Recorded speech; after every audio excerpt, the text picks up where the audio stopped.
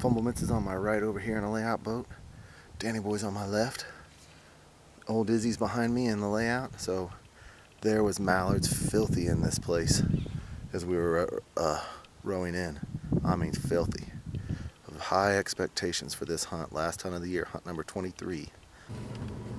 Well, so far there are plenty of birds flying, but none are coming in. And old Fumble Mitts and Candy are having a battle of the wills over here because she doesn't want to stay under that hood. And so we are having a major battle right here.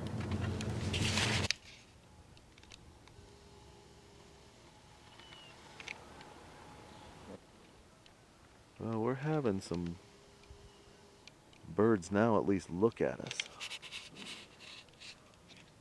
But they're just not finishing. So we're going to pull the spinner here in a second. The problem with pulling the spinner is there's just no movement on the water. Yeah, well, we got to try something. So we were probably going to pull the spinner is going to be the first thing we'll try. We are pulling the spinner.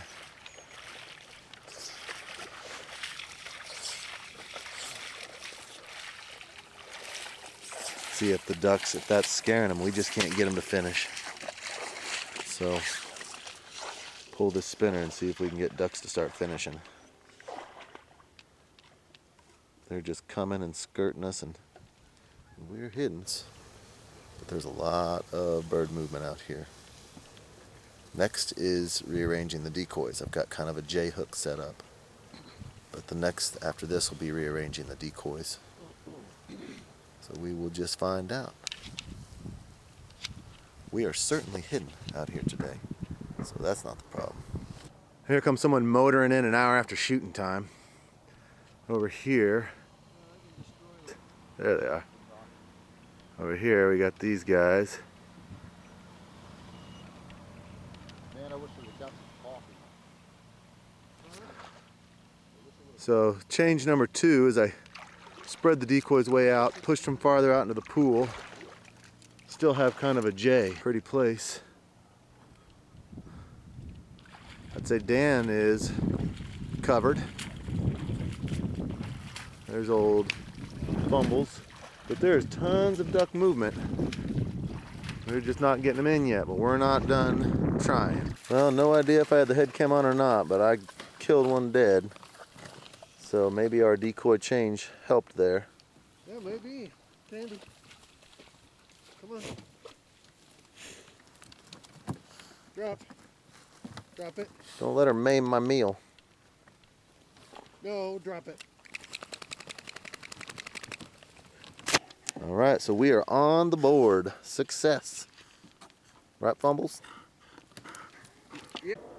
Well, that bird that came in was not right in the decoys, but it was, 30 yards.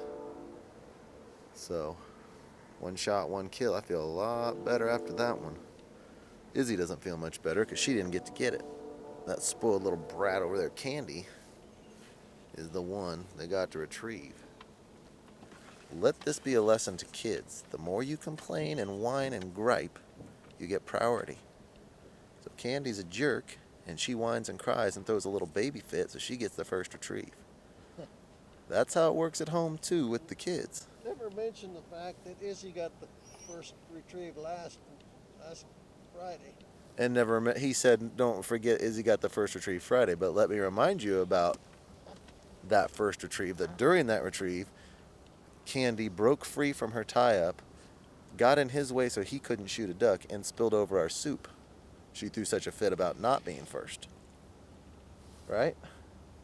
Yep. So, well, she still didn't get a retrieve. The moral of this lesson is, the naughtier you are and the more fits you throw, you will get your way. Isn't that the way of life? Not in my house. Your house is a what? Hold on, wait. What's this? Very unusual place of work. We got one coming here. The decoy changed help. Right there. But we're gonna see maybe if the spinner will help bring these singles in because they're coming and just almost doing it, but they're not.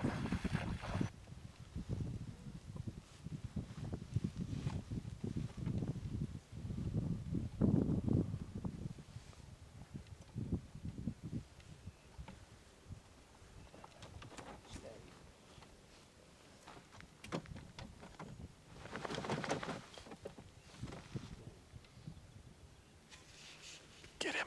Get him.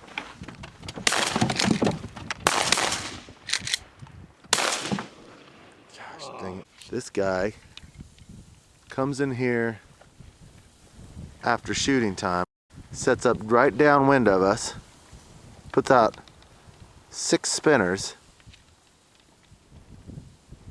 right downwind of us. There's no cover there at all. He's just out in the open with his 1,000,000 spinners, not even hiding. That's so stupid. God. It's, hey, you get your spinner, I'll get mine.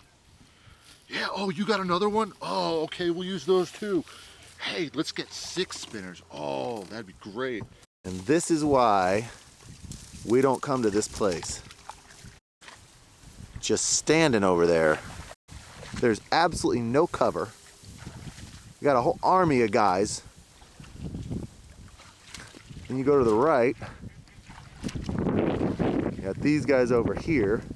I mean, we're completely surrounded by guys. We got no chance. We got no chance. We understand we don't own the marsh, but there's certain etiquette involved. It's now 10:30.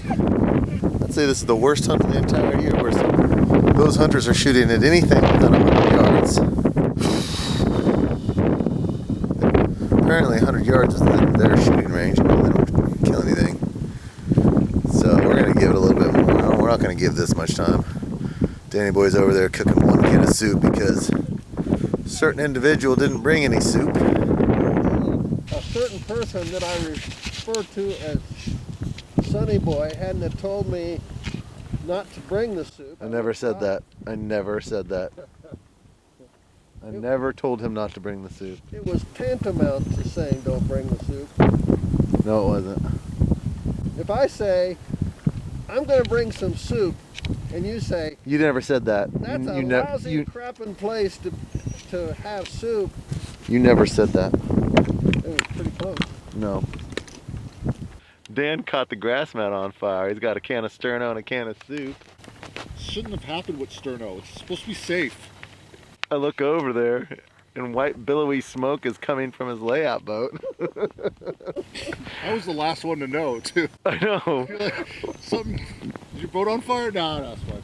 What'd you think all that smoke was coming from? I didn't even notice. Just fixated on the soup. I thought I saw flames coming up. I've never ever seen a guy catch his boat on fire in ankle deep water. I guess we're going to have to start bringing a fire extinguisher for Dan. Well done. Well, our friends with all the spinners, we just shot 2 ducks, and now their dog's coming over here trying to retrieve our birds.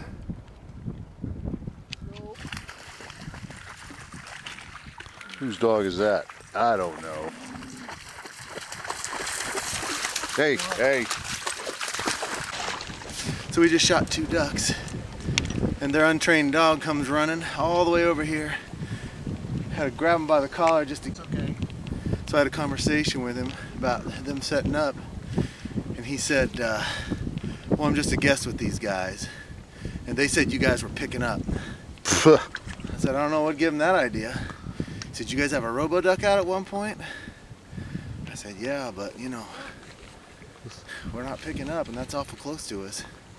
Pretty dog. Yeah, I wish you had behaved. Sorry, guys. Yep.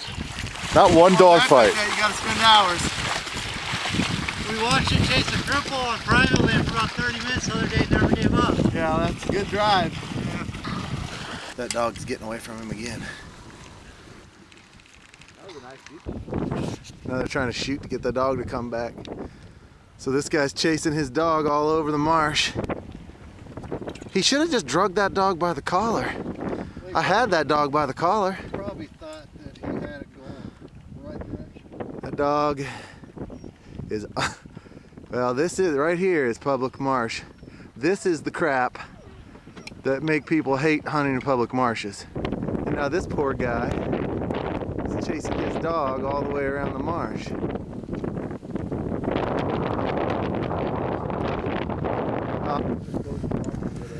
So let's recap what just took place here. As we were laughing about Dan setting his boat on fire, which is a first, we've got a drake and a hen come right in. His boat. Yeah, he caught Fumblemut's boat on fire. His grass mat on fire. So as we're making fun of Dan and enjoying the humor that he brings to a duck hunt, a hen and a drake come right in. I killed the first one dead in a hammer. And Fumblemut's and I doubled on the drake on the second shot. And so as we're enjoying that, this knucklehead dog come swimming from 125 yards over there, where those idiots have, them and their 1,000 spinners have set up way too close to us, right downwind of us. Their dog comes clear over here. So I had a little talk with that guy, and so his dog came over and jumped in our boats, tried to eat our soup, tried to get our duck. I think if Candy hadn't have been tied up so tight, there probably would have been a little more confrontation. Just for future reference, go ahead and let Candy beat the crap out of that dog. Well, she's all tied up. Why no? Untie her. Then I had to go. So there's another part of the story that we didn't tell you yet. As that nerdy little duck boy was coming over here with his awfully untrained dog, the dog jumped into Fumblemut's boat over there, and the nerdy little guy was walked right in front of Fumblemut's boat, and Fumblemut's happened to be taking a pee, and so Fumblemut's had his well, all his stuff hanging out there, going to the bathroom. As I was watching it, I knew that the guy was walking towards him like that, and I knew what was being on display. But what surprised me is I expected Fumblemut's to like turn around or stop peeing or, you know, hide himself in some way. That little guy just walked right in front of him, and it was like a YMCA old man's locker room. There was no trying to hide it. There was no pulling his pants up. It was just, here I am. Well, I had You to know, go. if you think about it, it's actually probably the most primal thing to do. He was marking our territory. Yeah, you should have just peed on that guy. Well, yeah. His dog. His dog jumped in my boat. It's a wonder Candy didn't beat the crap out of it.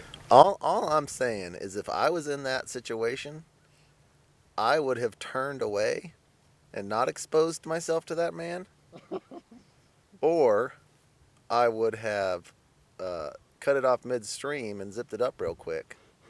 What I wouldn't have done is just kept going without any worry of him looking right at me. Which that seemed to be the option that you went with.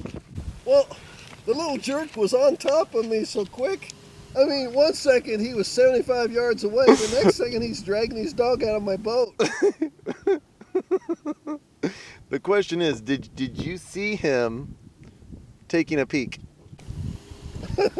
No, he was like glancing to the sky. That's why it took him forever to get his dog. Then. I'm understanding it now. You were preventing him from getting his dog. Listen, I had to go. Hey, I don't blame you. I was saying that this hunt was the worst hunt of the year, but since then, Dan caught his layout boat on fire. Not my layout boat. Fumblemut's grass mat's on fire with sterno. We shot 2 more ducks. A little duck hunter came over, and I got to confront him about setting up too close to us, and Fumblemut's flashed him.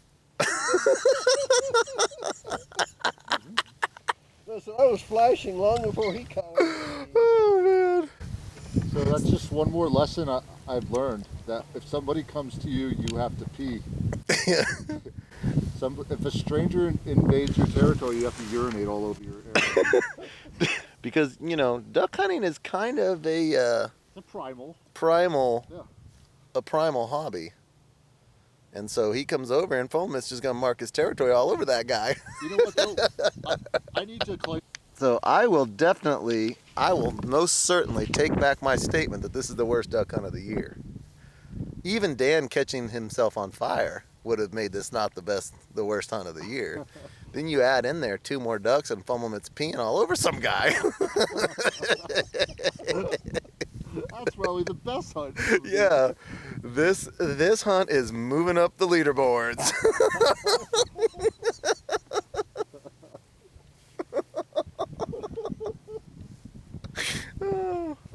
All right, Candy was aching to tear that dog's throat out. you should have let Candy tear that dog's Well, throat she out. was all tied up. That was a cute dog, though. It was, yeah. Reminded me of my dogs when they were young. Did you hear me throw that little cheap shot in on that guy and his dog?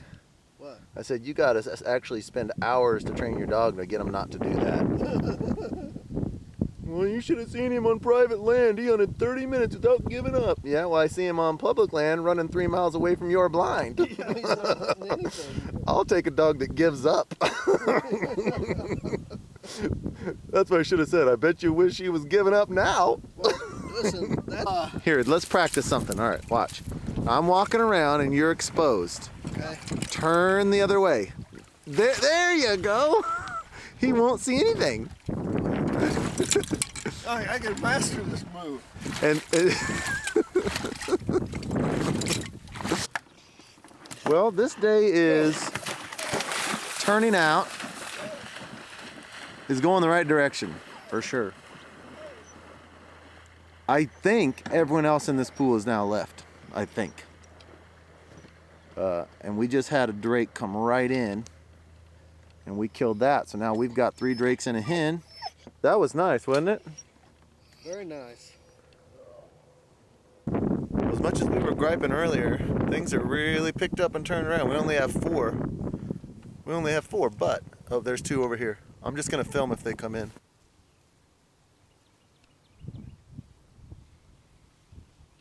Stay. I believe right now we've got this whole pool to ourselves. It is He's off to the right. 12 o'clock. Everyone else has just left. We are the first ones here, last ones to leave. And now that everyone else is gone, and most of those guys were just sitting right out in the open, not even being hidden, we're actually decoying some birds. So it'll be really interesting to see what happens over the next hour and a half or so. Dan busted himself his first one. Izzy's on the retrieve. Since these guys left, things have changed. That was a little farther away than I thought. Oh man, I thought that thing was dead. I thought it was dead. Uh-oh. That's my freaking duck. I'm not losing it. I think she's got it. She's got it.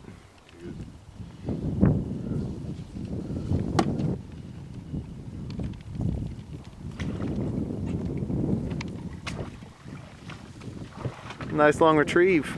So how you feeling now, Dan? I feel like a Terminator, especially with these sunglasses on. We had the place to ourselves. Now the afternoon crew is piled in. There we've got some guy just with a sled. There's no cover anywhere and he's just walking around.